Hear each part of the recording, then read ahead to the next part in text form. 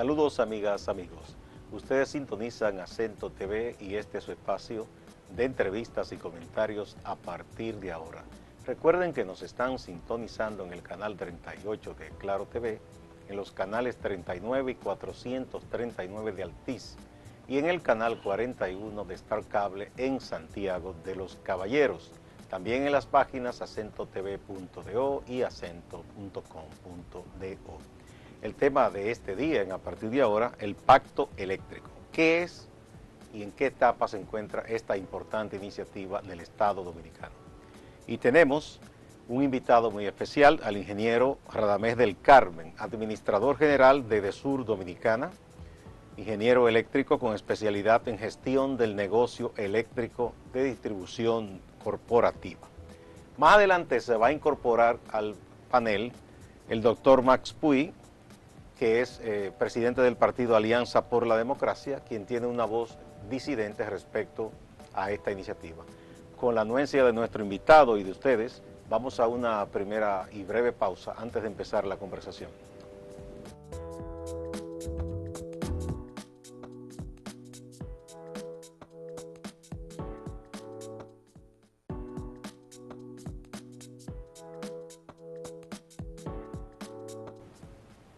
Muchas gracias por permanecer en a partir de ahora. Ingeniero Radamés del Carmen, usted ha estado trabajando en el sector eléctrico hace muchos años y como tal, toda esta etapa de discusión de esta iniciativa del pacto eléctrico ha sido un testigo y un protagonista de excepción, vamos a decir, o un participante, ¿verdad? Así es. De excepción. Nos gustaría que nos explique por qué el Estado Dominicano, como así lo ha anunciado, entiende que ya llegó el momento de firmar el pacto eléctrico. Muchas gracias, Olivo, por la oportunidad.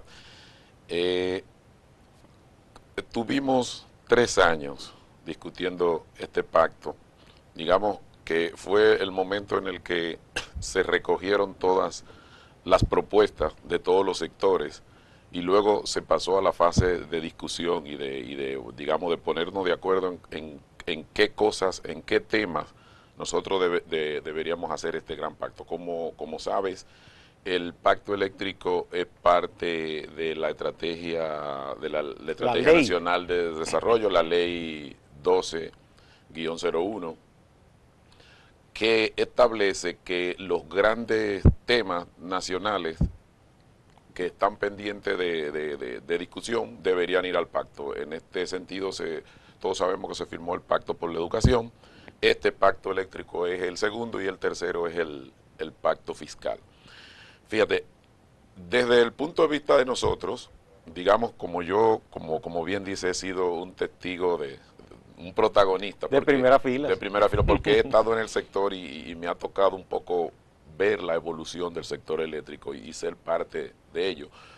Desde el punto de vista nuestro, mío como técnico, yo lo vi como un buen ejercicio democrático porque a sectores que regularmente no tienen esa oportunidad que tenemos nosotros de trabajar en el área eléctrica, se le dio la oportunidad de que fueran parte de esto. Y en ese sentido, los temas fueron transversales. Uno de los grandes temas del pacto fue el tema de generación, así como se conforman los sistemas eléctricos de potencia.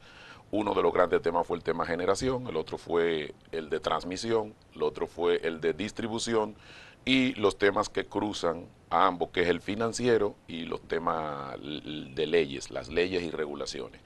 Fue un periodo de 3 años de discusiones en donde se hizo representar cada sector, tenía sus protagonistas y además las representantes de los 5 grandes sectores, digamos, de la sociedad, como es el Estado Dominicano, en este caso el gobierno, el sector empresarial, el sector social, el sector laboral y lo que son también las organizaciones sociales. Que ¿por qué entendemos nosotros, los de gobierno, que ya estamos en el momento de firmar el pacto? Porque, bueno, logramos consensuar los temas que eran consensuables, digamos, se llegaron a consensuar alrededor de 220 consensos, hubo alrededor de entre 8 y 10 que no pudimos ponernos de acuerdo y eso quedaron fuera para posteriores discusiones. Y entonces este documento se repartió a cada uno de los sectores y como está mandado el Consejo Económico y Social, se lo debía entregar al señor presidente para que el señor presidente hiciera sus observaciones y de no tener, pasar a la firma. Ya esa parte del señor presidente pasó y ahora lo que estamos es justo listo para convocar a los actores para el acto de firma. En el punto de la generación, ¿cuál fue el acuerdo fundamental? La generación, el acuerdo que se hizo fue que el Estado como tal, la idea no es que el Estado sea un generador, que no entre a competir con los generadores privados, pero que se establezca un adecuado plan de expansión de la generación que evite que el Estado tenga que participar, porque como sabe, por ley, por la Constitución, el Estado es garante del servicio eléctrico y en consecuencia, si no se genera la adecuada competencia para que vengan generadores y digamos que los costos sean competitivos, el Estado se ve obligado a intervenir como lo hizo con Punta Catalina. Entonces, en ese sentido, básicamente en el área de generación lo que se acordó es un plan de expansión, disculpa, un plan de expansión de la generación para que periódicamente podamos hacer las licitaciones abiertas internacionales y que se vaya instalando generación nueva. El país, la demanda crece alrededor de entre 100 y 125 megavatios por año. Eso significa que una central como la de AES, por ejemplo, que es una central de 300 megavatios, habría que estarla haciendo cada 3 años. Entonces, la ley establece que la energía, para que el precio pueda ser reflejado en la tarifa, debe hacerse mediante una licitación abierta internacional coordinada por la Superintendencia de Electricidad y encabezada por las empresas. En estos momentos, ¿cuánto se está generando en República Dominicana? El sistema tiene alrededor de 3.500 megavatios instalados, pero la demanda de lo que nosotros llamamos el Sistema Eléctrico Nacional Interconectado, el CENI, que la conforman básicamente las 3 empresas de distribución estatal y las empresas de generación y las empresas de transmisión, la demanda máxima que se ha llegado es alrededor de unos 2.700, 2.800 megavatios. O sea que estamos cubiertos. Estamos cubiertos, digamos ahí, hay que poner un asterisco. Con un asterisco. Con el asterisco. El asterisco, explíqueme lo de asterisco para que entendamos el asunto, los que no somos expertos. El asterisco viene en el precio, porque sí es verdad que fíjese que para ahora, para la Navidad, para Año Nuevo y para Navidad se le dio energía a 24 horas en los días antes y posterior a la Navidad, y se pudo dar, o sea, hay generación, pero lo que ocurre ahí es donde viene el asterisco, es que es a un precio tal que las EDES, esa generación última que entra, la compran a un precio más caro que como se le vende a los clientes, en consecuencia genera un déficit. Y es esto lo que justifica la inversión que está haciendo el Estado en Punta Catalina, porque con esos 700 megavatios, digamos que nosotros vamos en una condición de poder darle energía 24 horas a todos los circuitos una vez terminemos los planes de reducción de pérdida y que el precio a que la EDE compremos energía tenga un margen de venta en su precio final al Bien, ingeniero, vamos a empatar dos cosas. Usted me ha dicho que el precio al cual compran las distribuidoras a las generadoras, así ¿verdad? Sí. No compensa lo que paga el usuario. En promedio, porque habrán usuarios que pague de verdad y otros que se le subsidie o quien no pague. Claro. ¿Verdad? Ese es un punto. El otro es que ya si usted lo conoce y ha trabajado en eso hace mucho, como todos los especialistas, el problema de las pérdidas, ya sea por robo o porque tenemos a veces una maraña, una telaraña en muchos lugares, que se pierde muchísima energía. Claro. ¿Cómo abordar esos dos puntos? Bueno, lo del precio, lo que se acordó en el pacto es que haya un compromiso de los generadores, del sector empresarial privado en este caso, en desarrollar a tiempo las centrales de generación que necesita el país para abastecer el 100% de la demanda a precio competitivo y digamos, perdón, ambiental y que sea sostenible. Y financieramente sostenible. Eso es un tema. Entonces, en este momento, lo que ocurre es que ¿cómo se establece el precio de la energía que las EDES terminan comprando? Las centrales van entrando y van fijando un precio. Entonces, las centrales más caras fijan el precio de esa hora. ¿Qué es lo que ocurre? Que si nosotros encendemos todos los circuitos, entran unas centrales que es a un precio tal, porque ya esas son centrales que se han quedado obsoletas, sería un precio tal que la EDE compraría la energía más cara que como ella le venden a los usuarios. Entonces, ese punto es el que requiere el plan de expansión de generación y fue lo que motivó que el gobierno construyera Punta Catalina, porque como recuerda, como se tenía el acuerdo de Madrid, que fue un contrato de 15 años, digamos que el sector de generación no encontró incentivos adecuados para hacer competencia, sino que se acomodaron, diría yo, a esos contratos que les representaban buenos beneficios y eso ralentizó un poco lo que es la parte de la generación, por un lado. Por el otro lado, lo que me preguntas de las pérdidas, justamente estamos desarrollando, las EDES, estamos desarrollando un plan de reducción de pérdidas con financiamiento de los multilaterales y en algunos de nuestros casos, como en Edesur también, con nuestra propia caja. Y Banco BID, Banco Mundial, el banco, los fondos OPEP, los fondos OFIT de los países OPEP y el Banco Europeo de Inversiones, entre los cuatro se tiene un monto de 358 millones de dólares en estos momentos. De esos se está ejecutando el de BID y OFIT, el del Banco Mundial la licitación está lista para adjudicarse en este mes y el Banco Europeo de Inversiones, que son 100 millones de dólares, se aprobó en el Senado y ahora va a la Cámara de Diputados para aprobar ese préstamo. Una vez aprobado ya Hacienda y CDE firman los contratos y se empiezan los desembolsos. Entonces, por un lado, tenemos el tema de la generación con los precios y eso ya la ley establece que hagamos licitaciones periódicas, como dije, para cubrir la demanda. Y por el otro lado, las EDES nos hemos comprometido en el pacto en un periodo no mayor de 6 años bajar las pérdidas de las 3 EDES en su conjunto a 15%. Eso significaría que esas pérdidas en 15 permitirían que ya todas las marañas, todos los circuitos se hayan trabajado y todos los circuitos pasarían a ser 24 horas y en consecuencia digamos que ese sería el fin de los apagones como nosotros los conocemos hoy, que son los apagones por gestión de demanda, porque en un circuito donde sirve, qué sé yo, 10 millones de pesos, probable que nada más cobre 6. Entonces hasta que no haga toda esa inversión, contrate a todos los clientes y los mida, no puede, digamos, darle energía 24 horas porque entonces al final viene el déficit del lado. Supongo que todo eso conllevará una parte de educación y concienciación, porque los seres humanos nos acomodamos. Y si a mí se me dan electricidad y agua y no me la cobran, yo pienso que eso es gratis y no cuesta nada. Como pasa con el agua, por ejemplo, que hay gente que deja una llave abierta y no le importa. O quien se conecta por ahí sin pagar, entiende que eso no tendrá fin. De hecho, y es muy importante que lo haya señalado, la parte fundamental, digamos lo que ha hecho un antes y un después y ha permitido ver una luz al final del túnel ha sido el tema de la gestión social.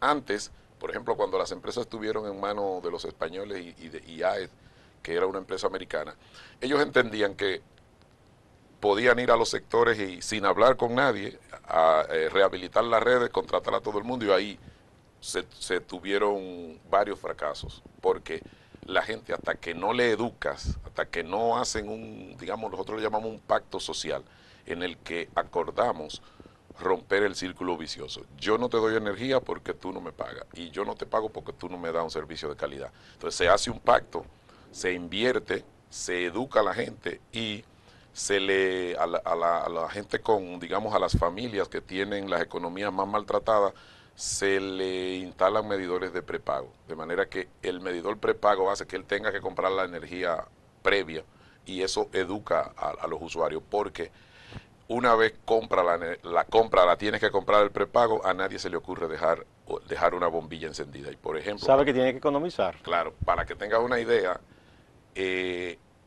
en los barrios donde nosotros hemos instalado prepago, el consumo antes promedio era 300 kilovatios hora y después del prepago 100 kilovatios hora. Es que lo que cuesta la gente lo economiza. Definitivamente.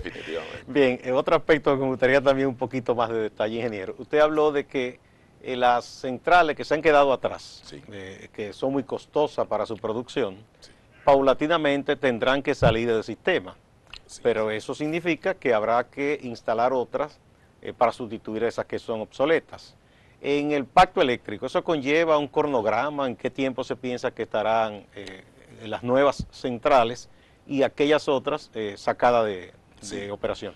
De hecho, el pacto eléctrico, uno de los grandes temas es el plan de expansión de la generación. Y en este sentido le corresponde al órgano regulador del sector eléctrico, que es la Superintendencia de Electricidad, realizar periódicamente licitaciones, que en este caso es cada 4 años, porque regularmente un proyecto de esto dura alrededor de 36 meses. De hecho, la ley eléctrica establece en su título 10 el tiempo en que debe dársele digamos, el tiempo en que se deben hacer la licitación y es para entradas no menores de 36 meses, de manera que hacen el procura, la construcción y en este caso la Comisión Nacional de Energía es el planificador, es el que debe hacer un estudio y de hecho lo ha hecho, un estudio de demanda y un estudio, digamos, de las necesidades de energía y qué tipo de energía requiere el país.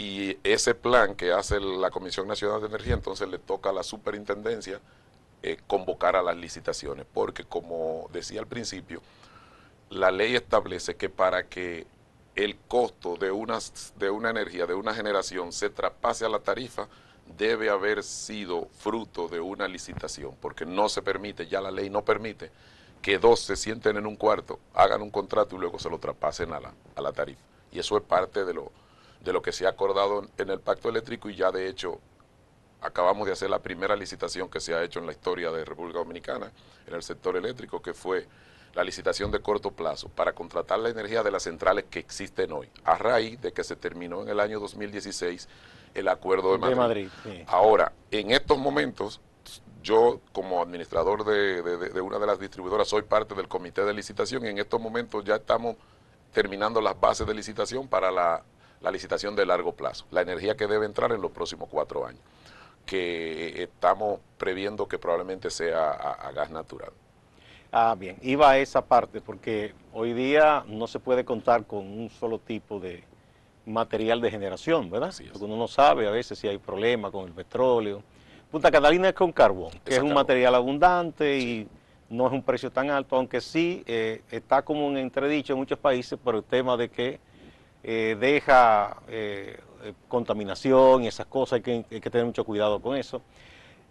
Punta Catalina ha sido una inversión del Estado, del gobierno. Así es. Pero por lo que usted me dice, tendrá que ser en un momento dado licitada y pasarla al sector privado. Sí, probablemente sí. O sea, digamos que en este sentido el gobierno está abierto a recibir propuestas. Lo que sí uno tiene que tener pendiente es que no cuesta lo mismo una central, digamos, la inversión que tú haces en una central no es lo que cuesta, no es lo que vale, sino lo que más valor tiene es el contrato de venta de energía que tú vayas a tener. Si por ejemplo Punta Catalina termina costando 2.000 millones de dólares, pero luego hace un contrato con la 3CD para venderle 10.000 millones de dólares porque en energía. Es el mercado, el punto de mercado. Claro, entonces ese es uno de los temas que en el pacto, digamos, nos trancó, no nos pudimos poner de acuerdo. Porque, eso quedó pendiente. Claro, porque nosotros decíamos, está bien, nosotros no nos negamos a vender la central, pero ¿cuánto cuesta? Es decir, porque no es lo mismo lo que vale el activo a el contrato que digo, porque si en los próximos, digamos, 10 años, 15 años, esa empresa va a vender 10.000 millones de dólares, más el margen de ganancia que pueda tener en esos 10.000 millones de dólares, eso es parte del valor. Claro, es como si usted compra un negocio de venta de cualquier mercancía, no es el almacén, el stock. Ya hay un punto comercial, hay unas relaciones y unos clientes, una cartera, todo eso cuesta, no es simplemente local, ¿verdad?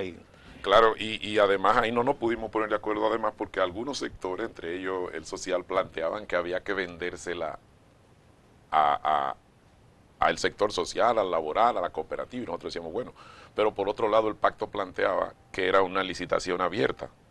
Entonces decíamos, ¿cómo? Si es una licitación, que es una cosa que uno desconoce. No se puede excluir de antemano. No se puede excluir, o sea, claro. Entonces, digamos que nosotros construimos Punta Catalina porque en el momento en que se tuvo que tomar la decisión no había gas. De hecho, hoy todavía no aparecen esos grandes contratos de gas, porque para construir una central tú tienes que tener un contrato de por lo menos 15 años del suministro de ese combustible. Garantía de suministro. Sí, porque si no, no la vas a construir para tenerla pagada. Y en su momento, eso fue lo que nos hizo decidirnos por Carbón Punta Catalina. Pero, aún así, esa es una central que se construyó con una tecnología tal que contamina menos que las plantas que tenemos existentes a petróleo. Bueno, ingeniero, con su anencia, por favor, vamos a una primera pausa.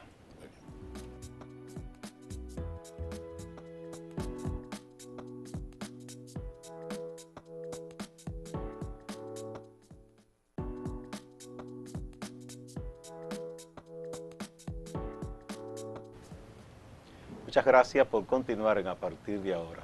Como anunciamos en principio, se iba a incorporar en este segundo segmento el doctor Max Puy, que es el presidente del partido Alianza por la Democracia, y partido que ha tenido una posición crítica respecto a la iniciativa del Pacto Eléctrico y sobre todo al proyecto de Punta Catalina. El ingeniero del Carmen, doctor, ha ponderado y explicado las razones por las cuales el Estado, el gobierno cree que llegó el momento de la firma del Pacto Eléctrico y ha explicado las razones que llevaron también a que Punta Catalina fuera una central en base al carbón.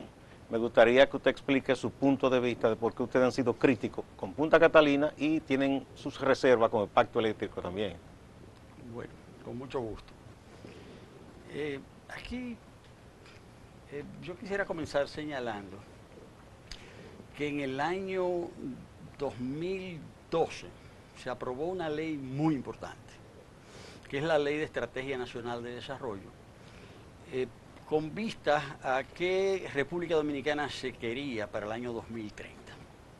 Una de las disposiciones de esa Ley de Estrategia Nacional de Desarrollo fue el mandato de que se establecieran en el plazo de un año un pacto educativo, un pacto eléctrico y un pacto fiscal. Acaba de comenzar el año 2018, es decir, que al cabo de 6 años solo se ha firmado el pacto educativo, no se ha firmado el pacto eléctrico y no se sabe qué va a pasar con el pacto fiscal. En esa ley también se establece como un objetivo nacional la descarbonización de la economía. Eso significa la no utilización de combustibles fósiles en la generación de energía. Resulta que el gobierno que se estableció en agosto del año 2012, su propósito inmediato fue disponer la construcción de una planta, de 2 grandes plantas de carbón en Punta Catalina. Esa disposición iba directamente en contra de la visión estratégica planteada para el país para el año 2030 en la Ley de Estrategia Nacional de Desarrollo. Es decir, que esa idea de construir dos grandes plantas de carbón, pues iba en contra del propósito nacional que se había definido en esa ley que se discutió durante un tiempo relativamente largo. Ese fue un debate duró de 2 a 3 años. Ahora, ¿por qué en la Ley de Estrategia Nacional de Desarrollo se plantea esa disposición de la descarbonización de la economía? ¿Por qué? Bueno, porque justamente, las sociedades contemporáneas son sociedades basadas en la energía. Son sociedades que no son comprensibles sin la energía. Y las fuentes fundamentales de energía han sido históricamente el carbón, el petróleo y el gas. Y en el siglo XIX, fue el siglo del carbón. En la segunda mitad de ese siglo ya arrancó el petróleo, y ya en el gas, ya la utilización del gas es una circunstancia del siglo XX. Lo que nadie se dio cuenta en el siglo XIX, tampoco nadie se dio cuenta en la primera mitad del siglo XX, era que el uso de esos combustibles fósiles iba a cambiar incluso todo el sistema de temperaturas del planeta. Eso comenzó como una preocupación en los años 60, en los años 70, pero ya cuando se celebra la cumbre de Río, la cumbre ambiental de Río en 1992, ya se había llegado a la convicción de que la acción humana estaba produciendo cambios importantes en todo el planeta. De ahí que se cree un organismo, el IPCC, que es el Panel Intergubernamental para el Cambio Climático, con expertos, con académicos de diferentes países del mundo. Los mejores especialistas trabajan durante cerca de 15 años, hasta que hace 2 años ellos llegan a la conclusión de que definitivamente los cambios que se están dando en el clima, en el planeta, son el producto de la acción humana, con una certeza de un 95%.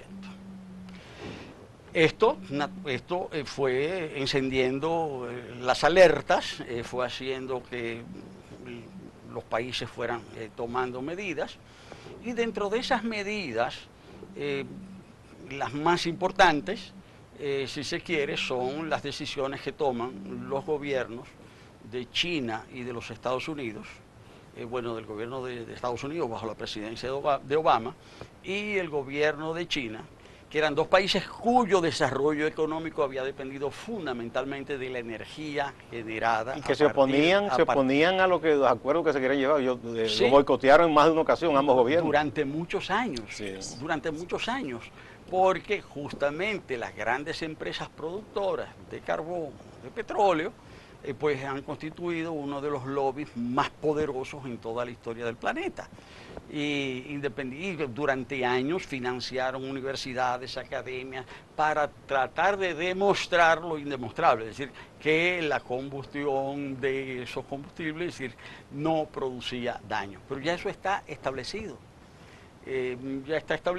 Y cuando el gobierno dominicano decide construir las plantas de carbón en el año 2012, ya se había publicado el informe del BID sobre la energía en América Latina en el año 2050. Doctor. Y en ese informe dice que toda la América Latina en el año 2050, es decir, va a estar en un 95%, va a depender de energías renovables. Me gustaría que usted me le dé la oportunidad al ingeniero para que defienda el por qué se decidió en ese momento construir las centrales en base al carbón. Sí, el alrededor en el 2012 hubo una reunión, yo no sé si ustedes recuerdan, cuando el presidente Obama visitó Costa Rica y se reunió con todos los mandatarios, y cada uno de esos mandatarios llevaron a su representante, a su ministro de Energía, digamos, o su equivalente.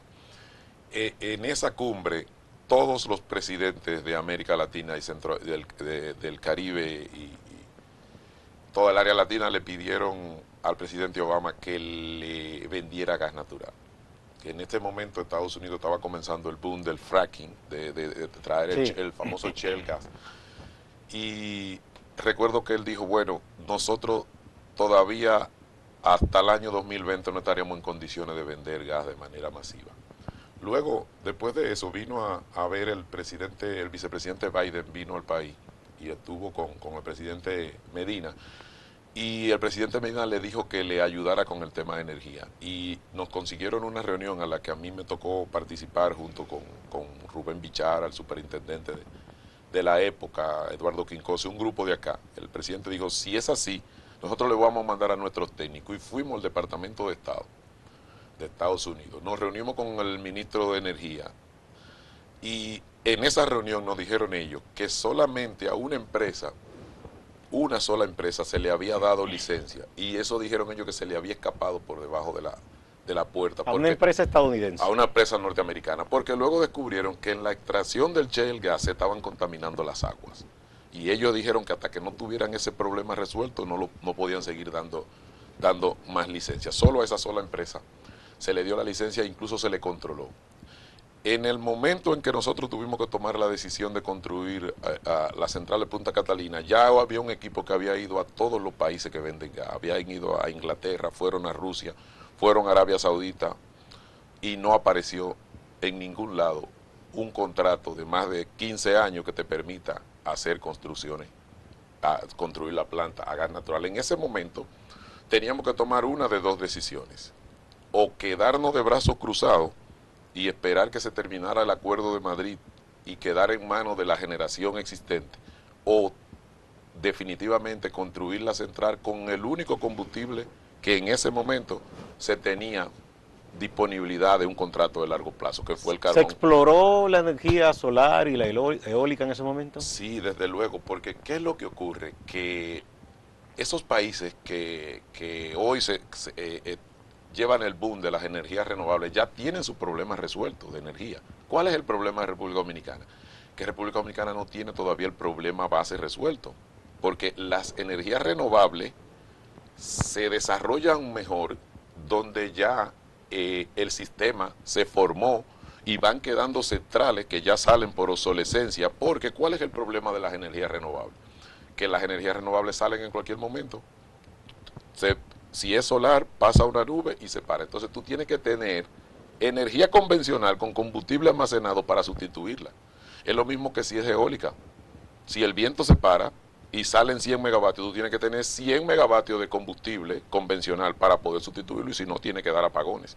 Entonces, ahí hay una combinación entre energía convencional y renovable, y regularmente los países que tienen resueltos sus problemas eléctricos son los que mejor aprovechan las renovables. O sea, en ese momento entonces ustedes entendieron que no había otra salida que no fuese construir esas centrales para que trabajaran con carbón. No había alternativa, porque obviamente del petróleo queríamos salir, porque la matriz era alrededor de 55% en base a petróleo, y era lo que ustedes recuerdan, que llevaba el déficit del sector eléctrico alrededor de 1.300 hasta 1.500, y en algún año fue cerca de 2.000 millones de dólares al año, por el tema de la dependencia del petróleo y la volatilidad de esos precios. Por otro lado, ¿qué otra opción tenía? Gas, pero no había. Y el único combustible en ese momento, el carbón. Y lo que se decidió fue hacerla carbón, pero hacerla moderna, con una tecnología de filtrado de gases que hace que esa central contamina menos que la central que ella va a desplazar. Bien. Doctor, no sé si usted quiere hacer una precisión y luego pasamos también a lo del pacto eléctrico. No, de acuerdo. Lo que acaba de señalar el ingeniero, yo he tenido la oportunidad de debatirlo con el propio ingeniero Bichara, porque desde que se tomó la decisión de las plantas de carbón, primero suspendiendo las licitaciones que ya estaban en curso, las licitaciones que había convocado desde el año 2009 la Corporación Dominicana de Empresas Eléctricas Estatales, esas licitaciones que ya estaban a punto de culminar, es decir, para la atribución de contratos de construcción de generadoras eléctricas. Eso comenzó en la gestión del ingeniero Radamés Segura.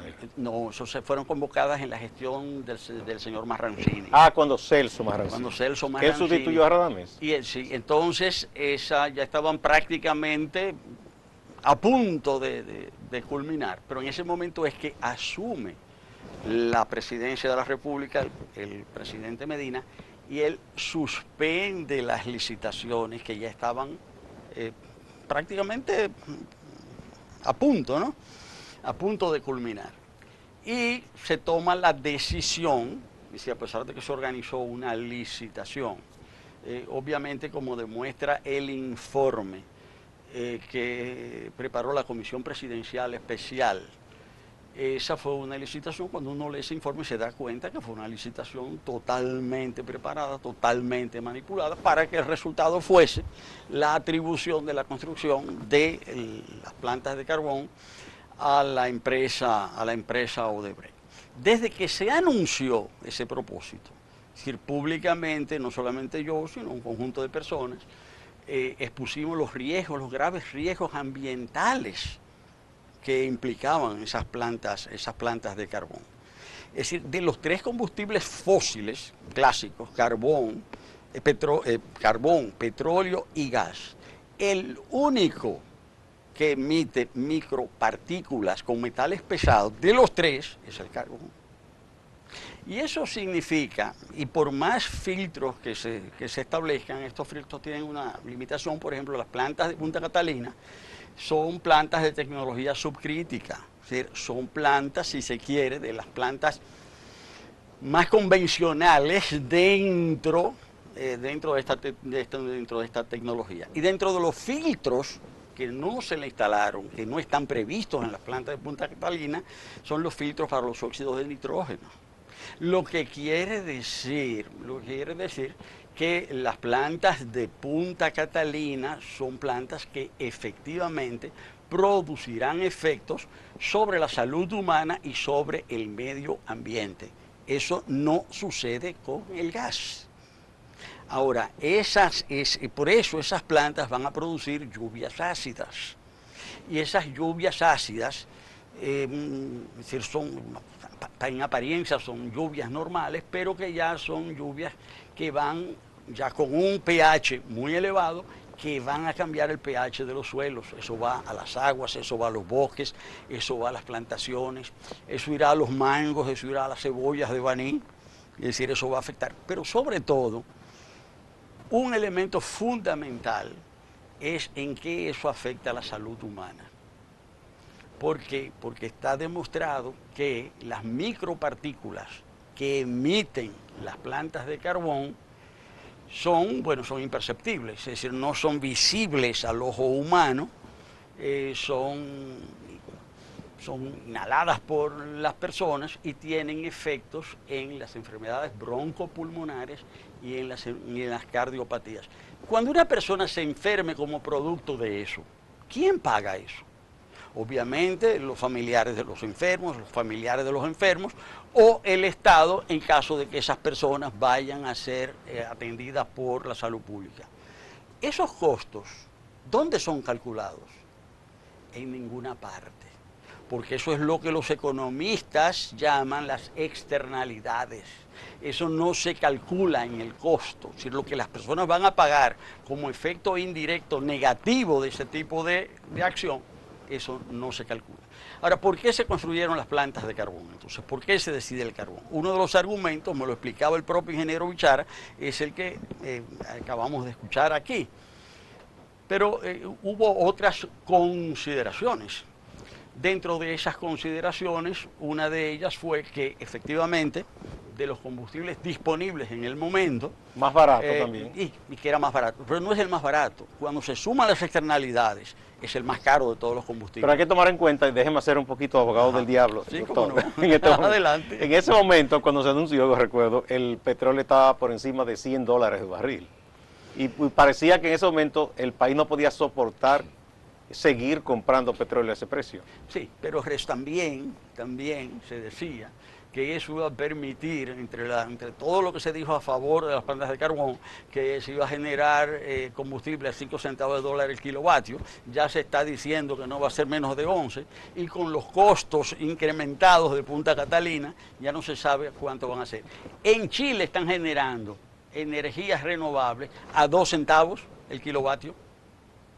Sí, bueno. Entonces, y aquí, ¿qué pasa con las energías renovables? Que incluso ahora, en las licitaciones que se están convocando, es decir, para venta de energía, hay exclusiones para las energías renovables. Es decir, que hay disposiciones expresas a favor de los combustibles fósiles. Bueno, el ingeniero le corresponde ahora, pero tenemos que dar una pausa. Cuando retornemos, usted tiene la palabra, ingeniero. Sí. ¿Cómo no?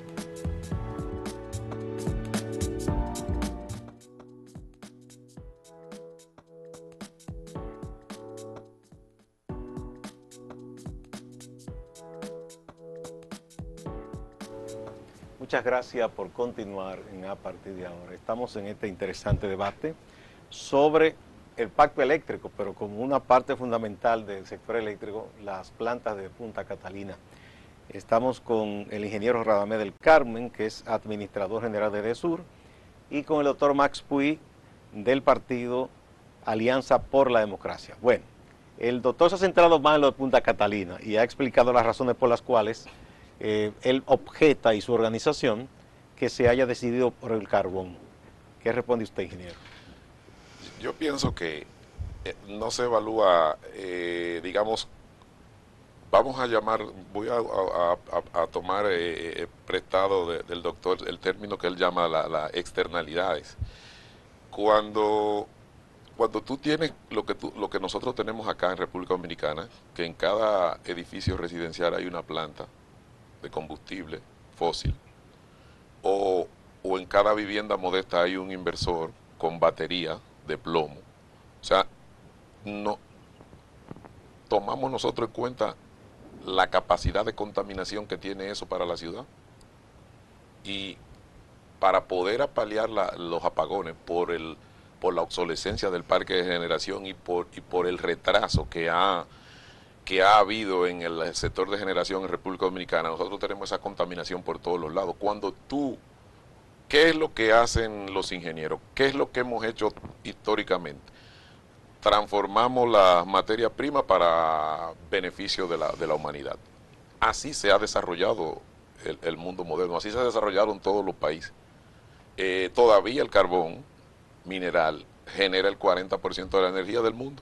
Y lo que hoy nosotros conocemos se se basó básicamente en carbón y petróleo. De manera que siempre va a ser un reto. No existe explotación industrial digamos, sin consecuencia. Uno trata, como con ingeniería, uno trata de minimizar el impacto, pero cuando tú desarrollas una mina, obviamente que tú afectas al medio. Cuando tú desarrollas un polo turístico, tú terminas afectando el medio. Cuando tú desarrollas una central de generación, no importa que sea de petróleo, de gas o de carbón, siempre hay efectos secundarios. Esa central, y yo supongo que el doctor tendrá esos datos, la central de Punta Catalina, en el tema de la emisión de los nitritos, está por debajo de lo que establece, lo que exige las normas del Banco Mundial. O sea, que partiendo de que con esta central tú vas a poder terminar de suplir la demanda nacional, y entonces nosotros en el plan que hemos acordado en el pacto de en 6 años, llevar las pérdidas a 15%, todos los circuitos pasarían a ser 24 horas y tú apagarías todas estas centrales que están contaminando dentro de las ciudades y retiraría todos los inversores de las cocinas o de los cuartos de servicio que ¿Y tienen. la propia Punta Catalina instalada. es posible después, ulteriormente, convertirla para que ya no genere en base al carbón, sino con otro combustible? Desde luego que sí. Recordemos que Itabo 1 y 2 son 2 centrales a carbón, pero eran de petróleo. Fue el número 6. Ahora mismo, el doctor hablaba del precio. Yo le comentaba al principio que nosotros acabamos de hacer la primera licitación que se ha hecho en la República Dominicana en la historia del sector, y nosotros compramos energía a carbón a 8 centavos. Las de las 2 Itabo, que hace casi 40 años que se construyeron, y la de Barahona Carbón. Es decir que uno espera que el precio de Punta Catalina estaría Por debajo de esas dos. Sí, o sea, por debajo de 8 centavos. O por lo menos por debajo de 10. Nosotros ahora mismo estamos comprando energía a Edesur a 12 centavos de dólar. A 12 centavos de dólar el kilo. Doctor, me gustaría que usted se refiera ahora al pacto eléctrico. Sí, el gobierno del Estado ha dicho que ya está listo para firmarse. Pero no puedo dejar de decir algo, sin embargo, que es lo siguiente. Toda la discusión que se dio el año pasado a raíz de la cumbre de París, todo el esfuerzo es tratar de que el calentamiento del planeta no supere los 2 grados Celsius. Parece que ese objetivo no se va a conseguir. Es decir, todo indica que hay muchas resistencias. Las propias empresas carboníferas, las propias empresas petroleras. El presidente del país más influyente que está en contra de eso. Que está en contra de eso. Pero el resultado es que todos los estudios ambientales señalan que si el calentamiento global excede los 2 grados, como se prevé que va a suceder, dentro de un siglo, en el año 2118, la República Dominicana habrá perdido el 13% de su territorio. Porque todo el tema del calentamiento hace que se derritan los polos, se derritan los glaciares, se incremente el calor de los océanos y que por consiguiente suba el nivel de las aguas. Eso va a implicar en República Dominicana la pérdida del 13% del territorio. Fundamentalmente hay 3 zonas críticas: toda la provincia de Montecristi, todo el Bajo Estero y todas las playas de la República Dominicana. Eso es lo que está en juego. Y la República Dominicana es uno de los 10 países más vulnerables frente al cambio climático del planeta. Se sabe también que los ecosistemas insulares, como el nuestro, son mucho más frágiles frente al cambio climático que los ecosistemas continentales. De ahí es donde viene la oposición a la planta. Fuera de otras consideraciones ya de carácter legal, de costos y todo eso, porque al final resulta que una planta que normalmente debió haber costado 1.500 millones de dólares, que se contrató por 2040, en realidad va a terminar costando más de 3.000 millones de dólares, incluso por toda una serie de improvisaciones. Es decir, por el cambio de lugar a último minuto, van a tener que hacer el muelle, tuvieron que hacer el muelle 2 veces, en fin, toda una serie de cosas de ese tipo. Ahora, ¿qué pasa? El gobierno tomó esa decisión de construir Catalina, y como tomó esa decisión, no quiso que ese tema en realidad se discutiera en el pacto eléctrico. Por eso el tema no se discutió.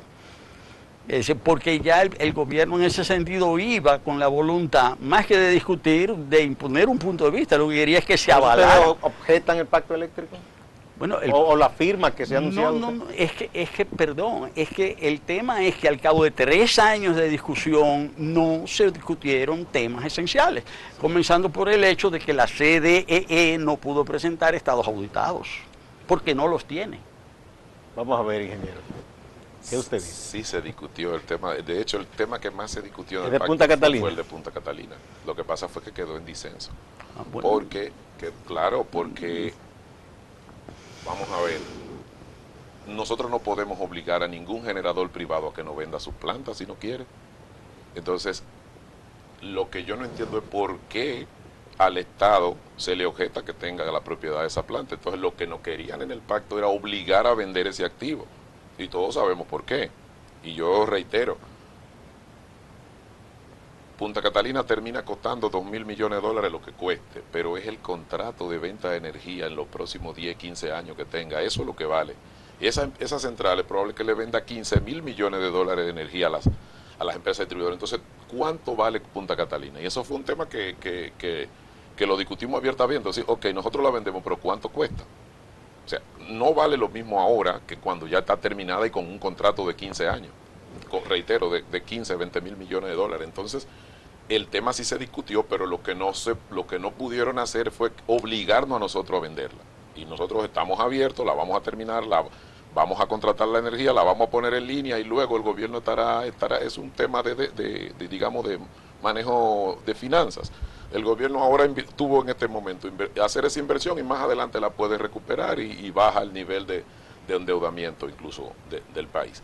Así que yo entiendo que todos los temas se discutieron con amplitud, pero digamos, al pacto fuimos a defender cada uno las posiciones los intereses, digamos, al pacto fuimos cada uno a defender sus intereses.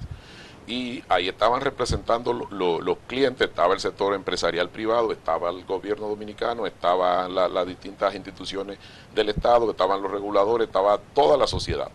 Y yo entiendo que obviamente todo es mejorable, pero es un gran paso lo que estamos haciendo acá. Este documento tiene los compromisos para resolver los problemas del sector eléctrico dominicano desde el punto de vista de la generación, de la transmisión y de las empresas de distribución. Nosotros estamos comprometiendo bajar la pérdida 15% en 6 años. Y eso significan inversiones de cerca de $1.000 millones en redes, en medidores, en tecnología de lectura remota, medidores prepago. Nosotros, el pacto también consensuó dar incentivo a lo que es las energías renovables. Nosotros ya vamos a tener cerca del 25% del parque en energía renovable. Si ustedes suman la energía de las hidroeléctricas convencionales que nosotros tenemos, ya tenemos alrededor de 110 megavatios eólicos por el sur, la primera central de todo el Caribe y de solar de 30 megavatios en Monteplata, la de biomasa de también 30 megavatios con el bagazo de caña en San Pedro, y hoy CDE tiene contratos firmados por alrededor de 450 megavatios más de energía renovable entre solar y eólica que se están desarrollando. De manera que yo entiendo que este pacto compromete a todas las fuerzas para que nosotros no volvamos a caer en lo que fueron los últimos 15 años. Pero no todo el mundo estuvo de acuerdo, ingeniero, porque por ejemplo el sector social se negó a firmar y por lo menos una de las asociaciones de empresarios, que es la de Herrera y Santo Domingo, también criticó que se quisiera ya firmar el pacto y sostuvo posiciones disidentes también. ¿Qué pasó ahí? Pero si me permite, lo que ocurre es que... Y después vamos con el doctor. Lo que ocurre es que aún dentro de un sector, nosotros somos el gobierno, y dentro del gobierno... Hay diferencias. Hay diferencias, hay gente que son estatizadores y otros que son más sector privado. Sin embargo, ¿cuál es el problema de estas asociaciones que estuvieron en la discusión todo el tiempo? Lo que pasa fue que ellos condicionaron la firma a una cosa. Cuando salió el informe de Punta Catalina, todos estaban esperando que el proyecto se parara y que se detuviera la obra. Cuando no salió eso, fue que se terminaron de ir.